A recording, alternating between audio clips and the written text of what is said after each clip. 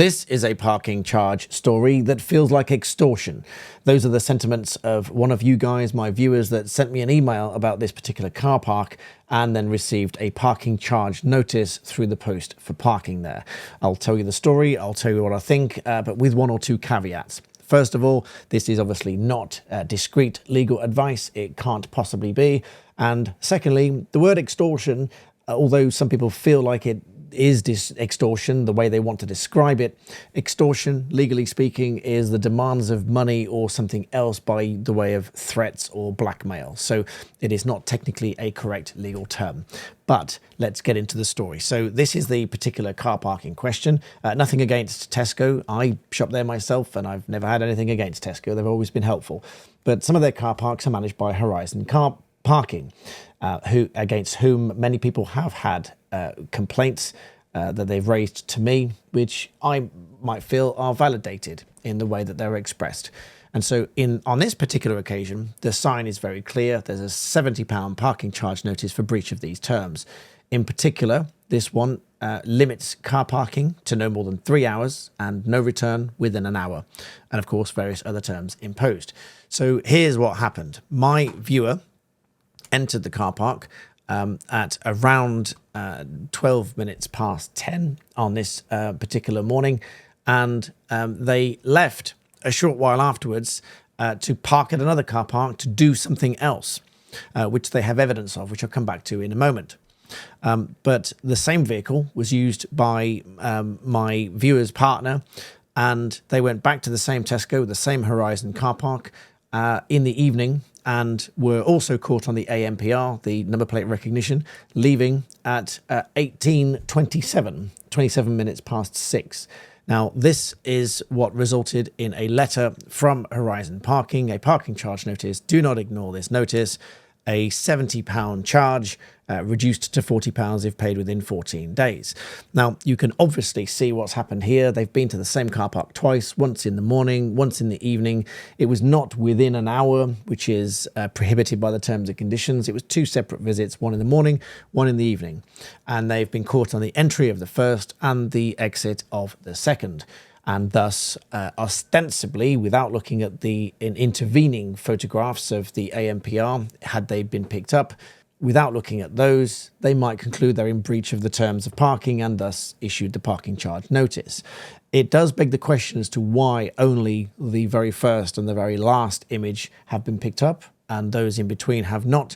And some of you might say, well, perhaps they were there all day long, but they do have evidence to the contrary. You see, they have a parking receipt from 10:44 that morning until 11:44. Now, obviously, they might not have spent the whole of that period at that place, but they were at least somewhere else. They paid for parking somewhere else with that vehicle. It's the bit that's obscured in red, which, for your benefit, does read the same number plate as it did in the original parking charge, which obviously you don't see, but I can see that that is the same vehicle registration that is then parked in a different car park. So they were not there at this time, which to me shows that they've left the Tesco car park managed by Horizon and they've gone elsewhere. And I'm then told that they went to the same car park again that evening, and that is why they've been caught on camera leaving at 18:27 that evening.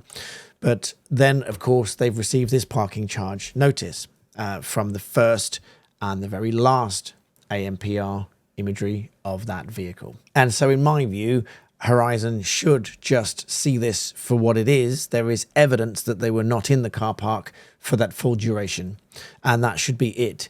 And that, again, in my view, is how a court would see it. On the balance of probabilities, this viewer of mine was not in that car park for that full duration of time. They did not overstay. That is not to say that there's any possibility of them being there in the interim, but if there were, Horizon would have the ANPR for that intervening period. And this is just another one of those cases that simply should not be going to court, because if the facts are as simple as they've been explained to me and as I've recalled them to you, then they parked in this car park in the morning, somewhere else in between, they went back in the evening, and they've been given a parking charge notice as though they entered and exited and they were there all day long. And that, on the facts presented to me from this evidence is simply not the case. And just in case you missed the dates, this was on the 12th of the 4th, where they were at the Tesco car park from 10:12 in the morning. And again on the 12th of the 4th, they were at the other car park by 10:44. So they had gone elsewhere. There is evidence that they were elsewhere. And respectfully, Horizon should just look at this view objectively and conclude that this should just not be pursued.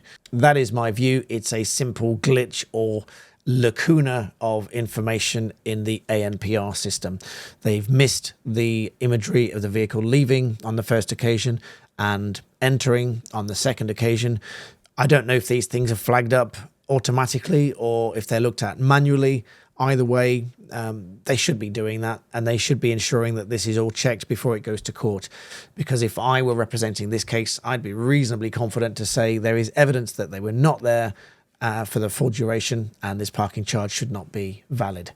I hope you found that useful. Leave me your comments and thoughts, and thank you for putting up with my voice today. And make sure you subscribe, and I'll see you next time.